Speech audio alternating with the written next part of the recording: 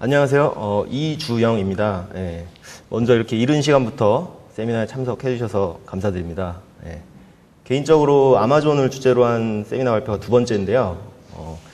지난 제가 5월에 발표했던 내용이 있는데 그 기본적인 내용은 거기에다가 이제 추가적으로 좀 더 상세한 설명을 진행하도록 하겠습니다.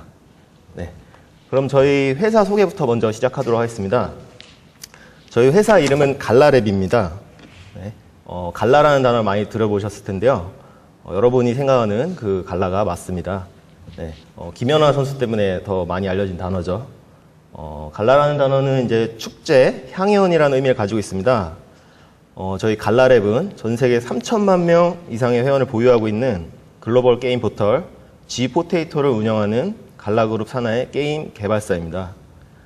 저희 갈라랩의 대표적인 게임으로는 라펠즈, 프리프 등이 있습니다. 먼저 그림에 보시는 게임은 라펠즈인데요. 라펠즈는 중동 지역에서 인기 순위 상위권을 유지하고 있는 MMORPG 게임이면서요. 해외 10개국 이상에서 서비스 중에 있습니다. 다음으로 프리프라는 게임인데요. 이 게임은 이제 국내 최초로 하늘을 나는 컨셉의 RPG 게임으로 시작하여서 해외 16개국 이상에서 서비스 중에 있습니다. 그 외에 이제 신규 런칭 예정인 게임인데요. 던전 앤 골프라는 모바일 게임이고, 현재 일본 앱스토어에서 스포츠 카테고리 상위권을 유지하고 있으며, 저희 갈라랩에서 글로벌 퍼블리싱을 준비 중에 있습니다. 저는 갈라랩 기술팀에서 근무하고 있으며, 2011년부터 그룹사 인프라에 대한 클라우드 서비스로의 마이그레이션을 위해서 이제 준비를 시작하였으며, 2012년부터 미국, 브라질, 일본의 IDC 인프라를 AWS 환경으로 성공적으로 디플로이하였습니다. 현재 한 2년 정도의 AWS 운영 경험을 가지고 있습니다.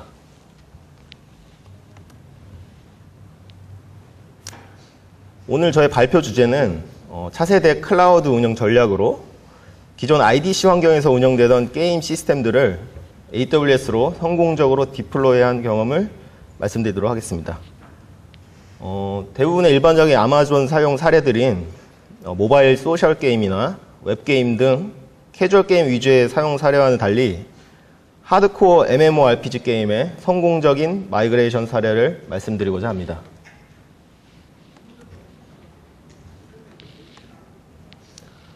먼저 저희 그룹사는 기존에 일본, 미국, 브라질, 아일랜드에 지사를 두고 있었으며 각 국가별로 IDC에서 직접 서버를 운영하고 있었습니다. 이렇게 글로벌하게 지사들이 분산되어 있다 보니 각 지역별 IDC 서비스 수준의 차이가 발생하게 되어 여러 가지 문제점이 나타나게 되었습니다.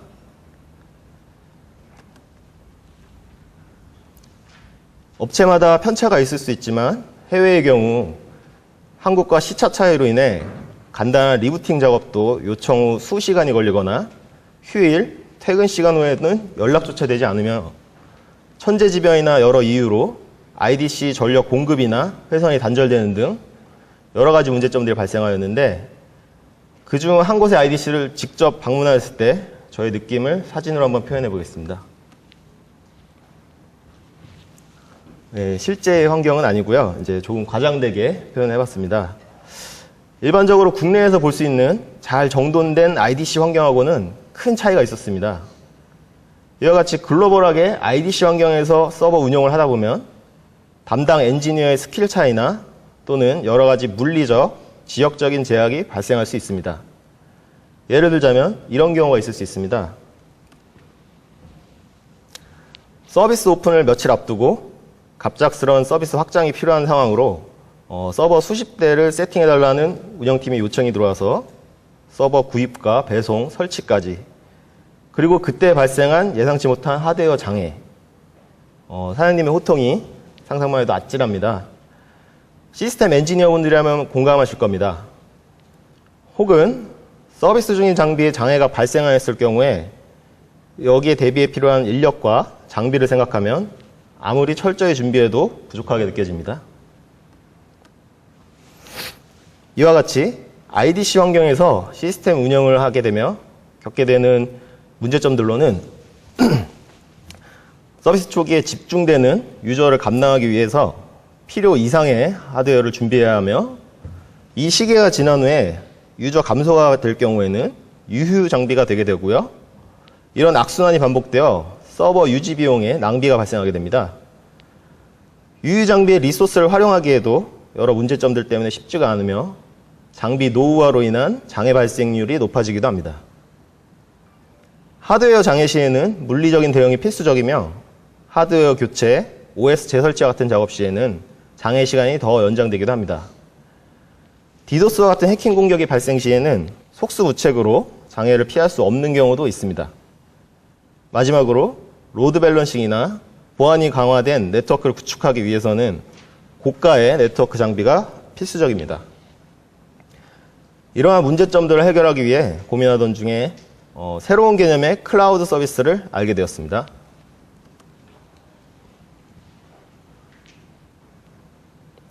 바로 아마존 웹 서비스입니다. 혁신적인 개념으로 기존 IDC 환경에서 상상할 수 없는 탄력성과 유연성, 안정성을 제공함과 동시에 비용 절감 효과를 볼 수 있었습니다. 글로벌 서비스를 제공하는 저희 그룹에서는 서비스를 AWS 환경으로 마이그레이션 함으로써 서버 수백 대 규모의 서비스를 짧은 시간 내에 성공적으로 디플로이할 수 있었습니다.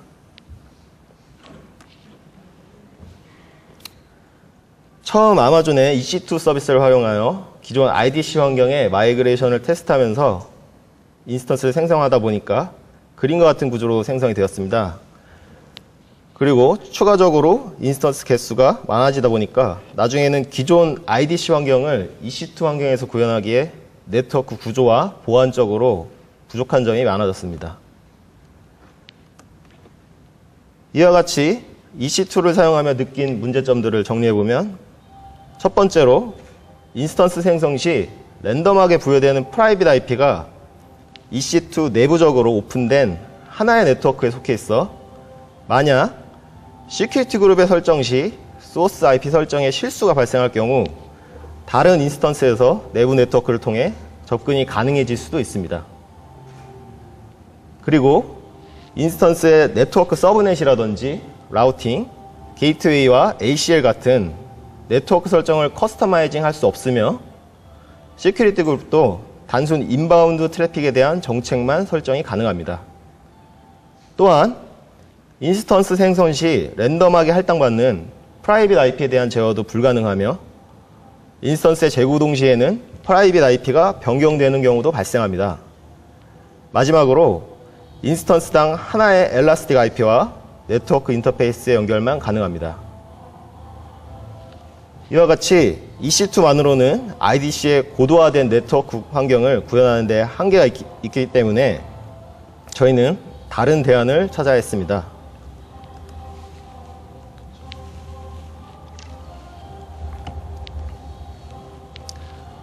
저희가 AWS의 마이그레이션을 진행하면서 저희가 필요했던 요구사항들로는 기본적으로 웹, 게임 서버와 유저 간 통신을 위한 공인 네트워크와 게임 서버와 DB 서버 간의 내부 통신을 위한 사설 네트워크의 분리가 필요했으며, 보안을 위해 인바운드 및 아웃바운드 트래픽에 대한 제어가 가능해야 했습니다.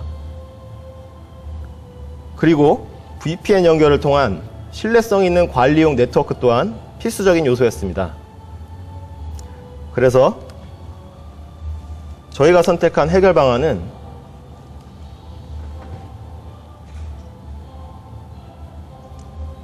바로 VPC입니다. 저희는 아마존에서 제공하는 버추얼 프라이빗 클라우드, 즉 VPC를 활용하여 위와 같은 문제점들을 해결할 수 있었습니다. 혹시 참석자분들 중에 VPC를 서비스에 도입해 보신 분들이 계신가요? 네, 아직까지 국내에서는 VPC가 많이 사용되고 있지 않은 것으로 알고 있습니다. 간단히 말해 VPC는 IDC의 고도화된 네트워크 환경을 그대로 클라우드상에 구현할 수 있도록 해주는 기능입니다. 이미지상으로 보시면 다소 복잡해 보일 수 있는 구조입니다. VPC를 좀 더 간단히 표현하면 이 그림과 같습니다. 기본적으로 여러 개의 EC2 인스턴스 집합을 별도의 격리된 네트워크 서브넷으로 분리해주고, 네트워크 ACL로 트래픽의 인, 아웃바운드에 대한 보안 제어가 가능하며, 개별적으로 내부 외부 통신을 위한 라우팅과 게이트웨이 설정을 커스터마이징 할 수 있습니다. 또한 이런 구성을 어베이빌리티 존이라고 불리우는 물리적으로 분리된 아마존의 IDC 센터별로 각각 여러 개를 구성하여 하나의 센터에서 장애가 발생하여도 다른 곳에서 대처가 가능하도록 구성할 수 있습니다. 이러한 VPC를 도입함으로써 얻을 수 있는 효과로는 크게 관리의 편의성, 보안 강화, 확장의 유연성 세 가지로 분류해 볼 수 있습니다. 첫 번째로 관리적인 측면을 보겠습니다. 우선 인스턴스의 프라이빗 IP를 사용자가 원하는 대로 고정할 수 있게 됩니다. 일반적으로 실제 환경에서는 초기 서버 구축 시 설정한 IP가 관리자의 수정 없이 바뀌는 경우는 거의 없지만, EC2의 경우 인스턴스가 리부팅이 아닌 하드웨어 장애로 인한 완전히 정지되었다 재구동되는 현상이 발생하면 내부 프라이빗 IP가 무작위로 변경이 되는데, 혹시 소스 내에 인스턴스의 IP가 고정되어 있을 때 서비스에 문제가 발생할 수 있습니다. 인스턴스의 정상적인 리부팅 시에는 IP가 변경되지 않으나 인스턴스 다운이 발생하거나 기타 장애 상황 시 불가피하게 완전 정지 후 재구동을 해야 하는 상황이 발생하면 IP 변경에 따른 더 큰 장애를 경험하게 됩니다. 제가 직접 이런 식으로 장애를 경험해 보았기 때문에 굉장히 당황했던 경험이 있습니다. 하지만 VPC를 사용하면 프라이빗 IP를 고정함으로써 이런 문제를 미연에 방지할 수 있습니다. 다음으로 인스턴스 간 하나 이상의 사설 서브넷으로 네트워크를 분리할 수 있습니다. 즉, 스위치 장비에서의 VLAN 기능을 구현 가능하게 됩니다. 서브넷 간 통신을 분리할 수 있게 되어 퍼블릭 네트워크와 프라이빗 네트워크를 분리함으로써 보다 정교한 관리가 가능해지며 그에 따라 보안도 강화할 수 있습니다. 두 번째로 보안적인 측면으로 봤을 때는 위에 분리된 서브넷 간 인, 아웃바운드 트래픽에 대해 액세스 제어가 가능합니다. 마치 L3 스위치의 ACL 기능과 같은 역할이라고 볼 수 있습니다. 아래 그림과 같이 VPC와 EC2 간의 다른 점은, VPC는 일반적인 관점에서 봤을 때 네트워크 ACL이라는 기능을 제공하고 여기에 시큐리티 그룹이 이중으로 적용이 가능해서 이중 보안이 가능하며 아웃바운드 트래픽 또한 제어가 가능합니다. 이에 비해 EC2는 시큐리티 그룹으로 인바운드 트래픽에 대해서만 제어가 가능합니다. 예를 들어 인스턴스별로 각각 개별적으로 세팅해야 되는 시큐리티 그룹 설정 시에 실수로 관리자 포트가 외부에 N으로 오픈되었다고 할 때 VPC에서는 서브넷별 ACL을 통한 추가적인 보안이 가능하기 때문에 이런 실수를 미연에 방지할 수 있습니다. 마찬가지로 네트워크 라우팅과 게이트웨이에 대해서도 제어가 가능합니다. 이를 활용하면 내부용 서브넷의 트래픽은 내부 게이트웨이로, 외부용 서브넷의 트래픽은 외부 게이트웨이로 직접 지정이 가능해집니다.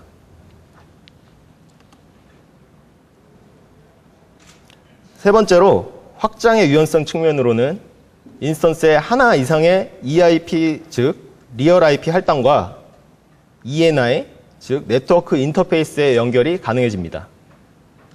쉽게 말해 물리적 서버에 랜카드의 추가와 각 랜카드별 IP의 추가 할당을 생각하시면 됩니다. EC2에서는 불가능한 부분이나 VPC에서는 설정이 가능합니다. 이를 통해 하나의 인스턴스가 여러 개의 퍼블릭 IP와 네트워크 인터페이스를 가질 수 있게 되어 하나의 인스턴스로 여러 개의 인스턴스를 사용하는 효과를 얻을 수 있습니다. 이런 인스턴스당 할당 가능한 EIP와 ENI의 개수는 인스턴스 타입에 따라 달라집니다. 일반적으로 많이 사용하시는 M1 라지 타입의 경우, 네트워크 인터페이스의 경우 3개까지, 인터페이스당 EIP는 10개까지 설정이 가능합니다.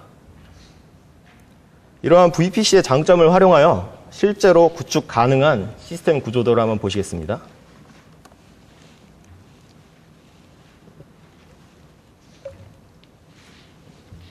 먼저 조금 복잡해 보이실 수 있는데요. 먼저 왼쪽 하단을 보시면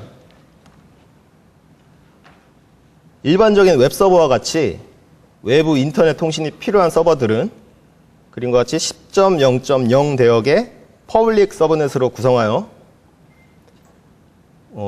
맨 왼쪽의 서버들과 같이 10.0.0.5와 같은 내부 IP로 먼저 인스턴스를 세팅한 뒤에 바로 아래 녹색으로 표시된 198.51.100.1과 같은 EIP, 즉 리얼 IP를 할당해 주어 구성을 합니다.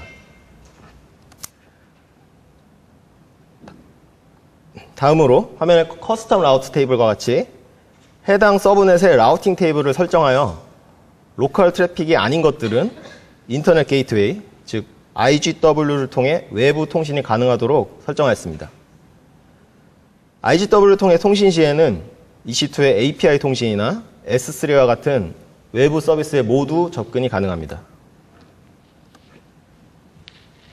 그리고 DB 서버와 같이 외부에서의 직접적인 연결은 필요하지 않고 서버 간 통신이나 관리를 위한 오피스에서의 VPN 연결을 통한 내부 접근만이 필요한 서버들은 기존 설정된 웹서버 측과는 다른 서브넷인 10.0.1 대역의 로컬 서브넷으로 구성한 다음 마찬가지로 해당 서브넷의 라우팅 테이블은 로컬 트래픽을 제외하고 버추얼 프라이빗 게이트웨이, 즉 VGW를 통해 통신하도록 설정하였습니다.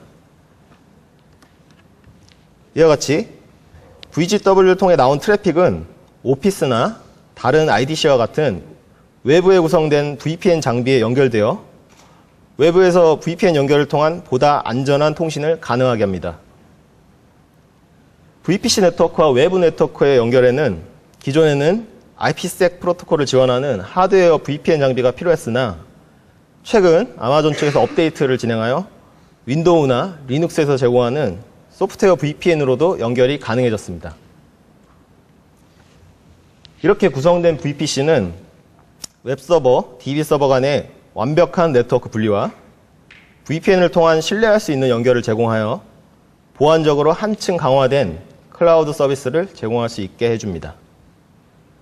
이 구조 외에도 VPN 연결 없이 IGW만을 사용하거나 혹은 VGW만을 사용하여 다른 아마존 네트워크와 분리하여 VPN으로만 통신이 가능한 독립된 프라이빗 클라우드로 사용할 수도 있는 등 다양한 구성이 가능합니다.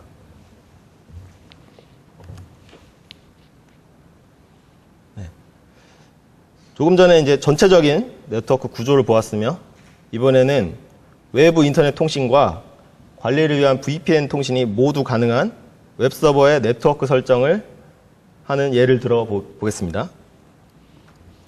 먼저 VPC 내부에 19168.0 대역의 서브넷을 먼저 구성하여 인스턴스 하나에 ENI 인터페이스를 2개 장착한 뒤에 ETH1은 퍼블릭 통신용으로 ETH0는 VPN 연결을 위한 프라이빗용으로 구성해 보도록 하겠습니다. 중앙 좌측과 같이 ETH1은 19168.0.10으로 인스턴스 상의 IP를 먼저 설정하고 이를 192.0.2.29인 리얼 IP로 할당한 뒤에 내부 트래픽을 제외하고 나머지 트래픽의 게이트웨이를 IGW 설정하여 외부 통신이 가능하도록 해줍니다. 다음으로 중앙 우측에 ETH0는 19168.254.201번으로 IP를 설정하여 마찬가지로 내부 트래픽을 제외한 나머지 트래픽의 게이트웨이를 VGW로 설정하여 VPN과 통신이 가능하도록 설정해 줍니다. 조금 전까지의 라우팅 테이블 설정은 아마존 VPN 콘솔상에서 각 서브넷 단위로 설정을 해주어야 하며 마지막으로 우측 하단과 같이 인스턴스 OS 자체에서 라우팅 테이블을 설정해 줘야 합니다. 내부 통신을 위한 19168 대역과 VPN 통신을 위한 1716 대역은 VGW 게이트웨이 쪽으로 설정을 해주고 나머지 트래픽과 디폴트 게이트웨이는 IGW를 향하도록 설정해주면 VPC 설정이 완료됩니다. 최종적으로 왼쪽 하단과 같이 인터페이스당 시큐리티 그룹을 설정해주면 전체 구성이 완료됩니다. 외부 통신용인 ETH1은 80 포트만 애니로 오픈하였고 내부 통신용인 ETH0는 VPN 대역인 1716 대역에서만 22번 SSH 포트 접근이 가능하도록 설정했습니다. 이렇게 구성된 인스턴스는 외부로는 80 포트를 통한 웹 서비스가 가능하고 서버 관리를 위해서는 VPN을 통한 접근만 가능하게 됩니다. 다음으로 이러한 VPSC 구성에서 제공하는 기능을 활용하여 보다 진화된 클라우드 서비스를 구성할 수 있는 방법을 안내해 드리도록 하겠습니다.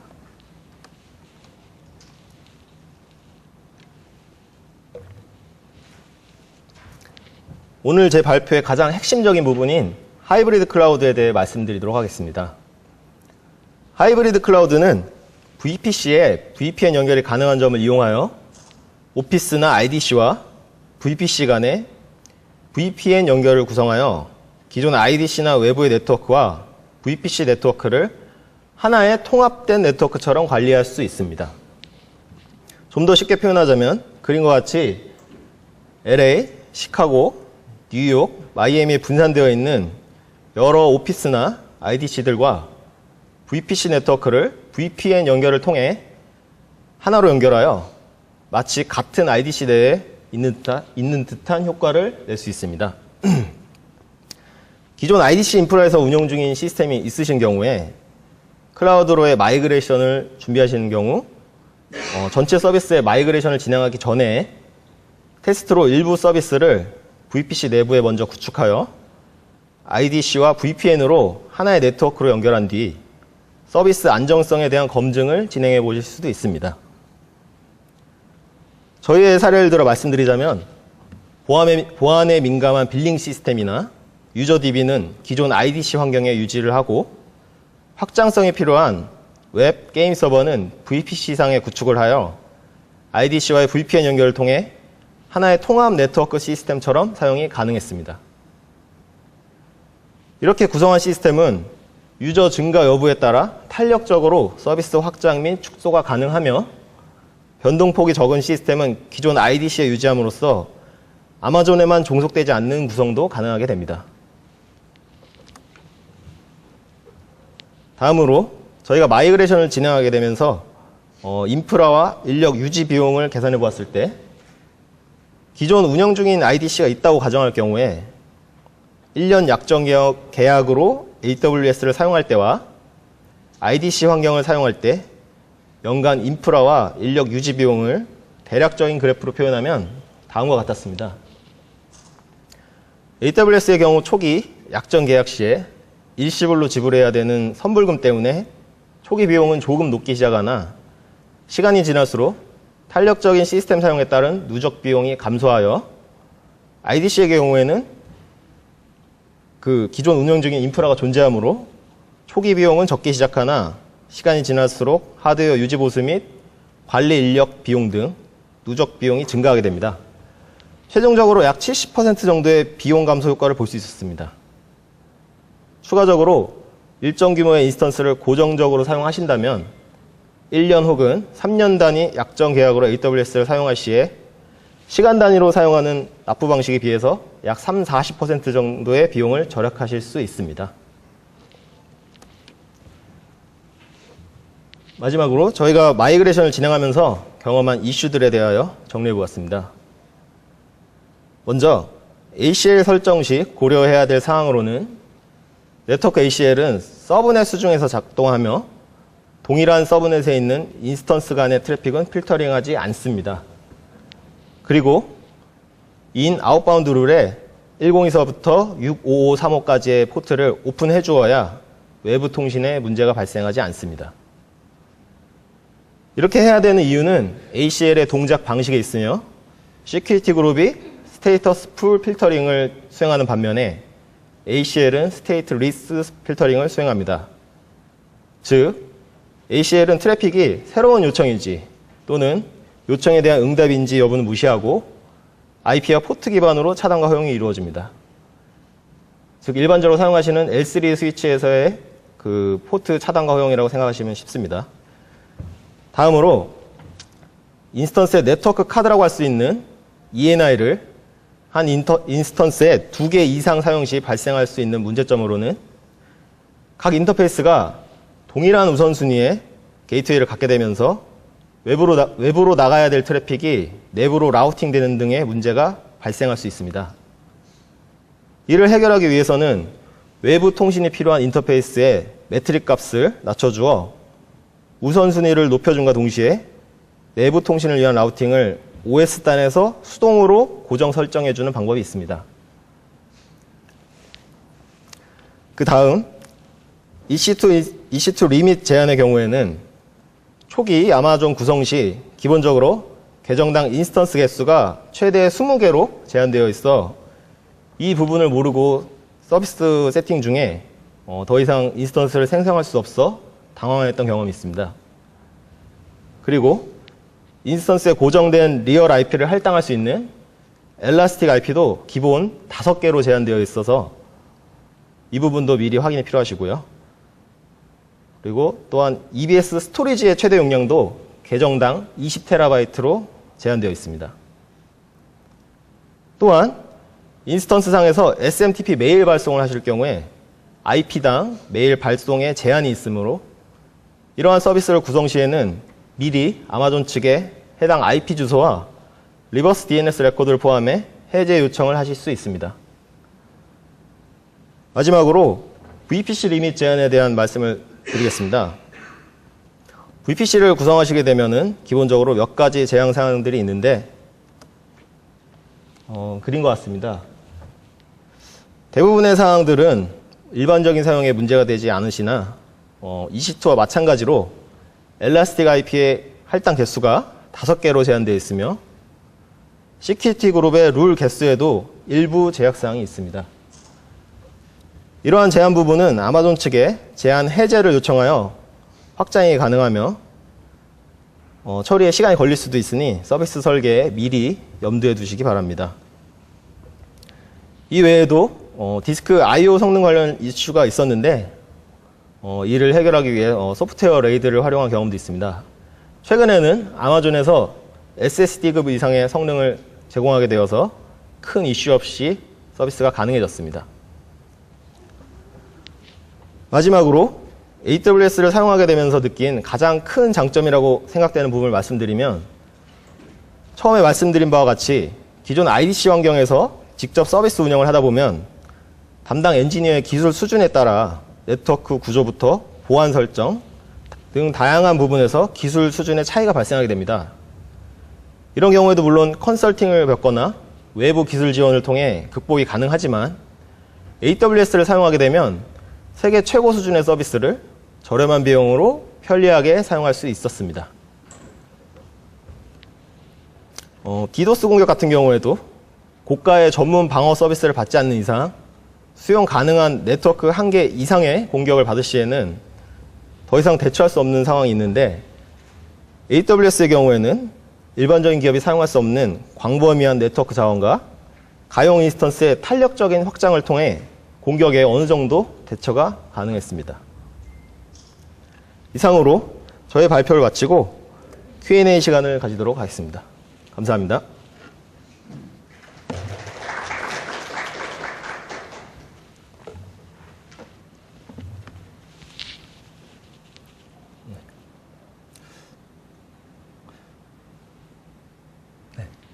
발표 자료 들으시면서 좀 이해가 안 되시는 분이 이해가 안 되는 부분이 있으시면 질문해 주시면 감사하겠습니다.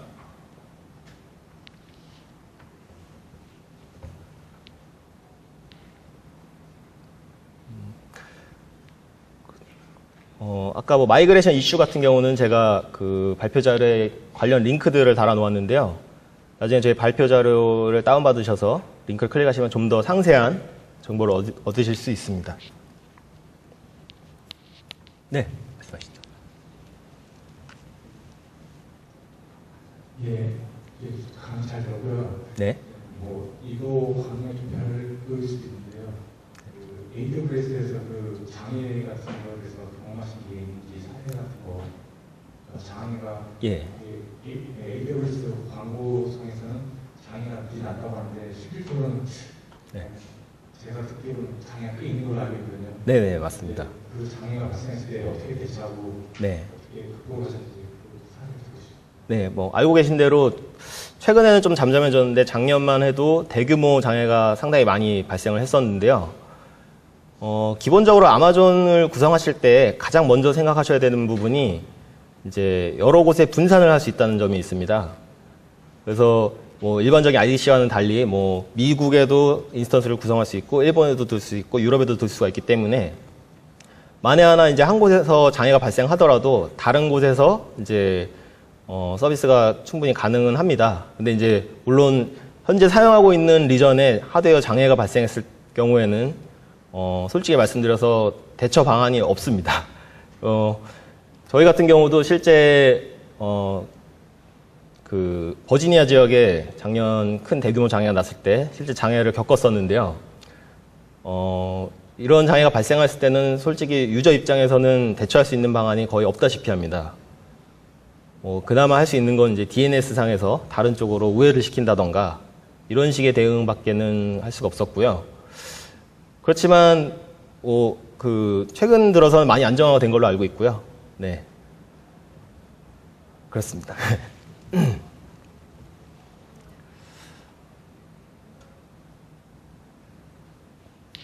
다음 질문 있으신 분 한번 질문 부탁드립니다.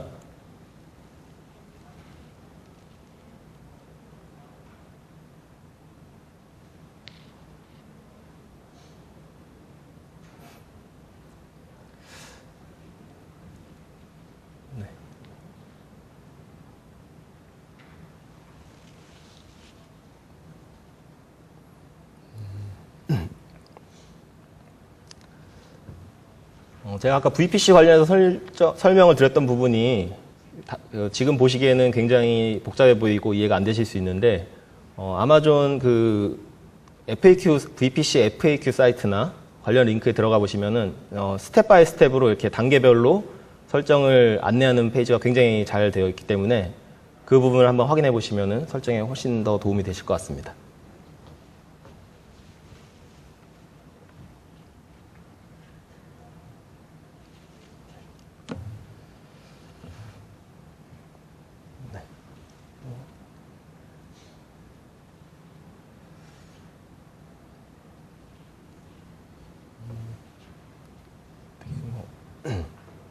네, 질문해 주세요.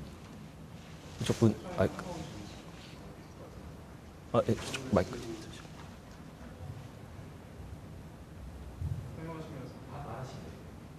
AWS 사용하시면서 비용도 있잖아요. 네. AWS 사용 비용. 사용 비용이요? 네, 그 비용. 사용 비용 땄을 때 어느 정도 초기 성장하는 단계에 있어서는 AWS 예매해가지고 성장이 얼마나 될지 모르니까 리얼하고 주의하고 필요하긴 한데 네네. 좀 안정화된 단계에서 네. 그 단계에서도 AWS 사용하는 게 필요한지 아니면 어느 정도 안정화된 성장됐을 때는 네. IDC 센터 같은 데 옮겨가지고 하는 게 기업이 좀 쌀시거든요. 네. 그러니까 이제 어떤 기업이냐에 따라 다를 수 있는데요. 먼저 기존에 이제 운영하던 IDC 센터가 있는 기업의 경우에는 말씀하신 대로 어느 정도 서비스 안정화가 이루어진 뒤에는 소유하고 있는 IDC로 이렇게 이전해서 사용하는 것이 더 나을 수도 있습니다. 기존 인프라가 갖춰진 상황에서는 그 부분이 충분히 유리할 수 있는데요. 대부분의 스타트업이나 신규로 시작하는 업체의 경우에는 IDC 자체가 없거나 이럴 수가 있는데요. 그런 기업들은 초기 투자 비용도 획기적으로 줄일 수 있으면서 마찬가지로 나중에 게임이 잘 되지 않아서 서비스 축소가 이루어질 때 그 회수 비용 낭비에 대한 부분이 굉장히 많이 절약을 할 수가 있고요. 네. 말씀하신 경우대로 저희 쪽도 아마존상에서 운영하던 서비스를 이제 다시 IDC 환경으로 이전한 케이스도 있었습니다. 근데 이제 그렇게 이전을 하게 되면서 최근에 한번 겪었던 현상인데요. 아마존상에서는 딱히 이제 큰 문제가 없었는데 IDC 환경으로 이전을 하자마자 바로 디도스 공격이 들어와서 한번 큰 장애를 또 겪었던 적이 있습니다. 그래서 제가 마지막 부분에도 말씀을 드렸지만 이 아마존 서비스를 사용하는 부분이 어떻게 보면은 세계 최고 인류 기술자들이 이렇게 구성해 놓은 시스템을 굉장히 저렴한 비용에 사용할 수 있다는 점이 사용자가 일반적으로 쉽게 느끼지 못하지만 그런 굉장한 메리트가 있다는 걸 새삼 저도 느끼게 되었었습니다. 네.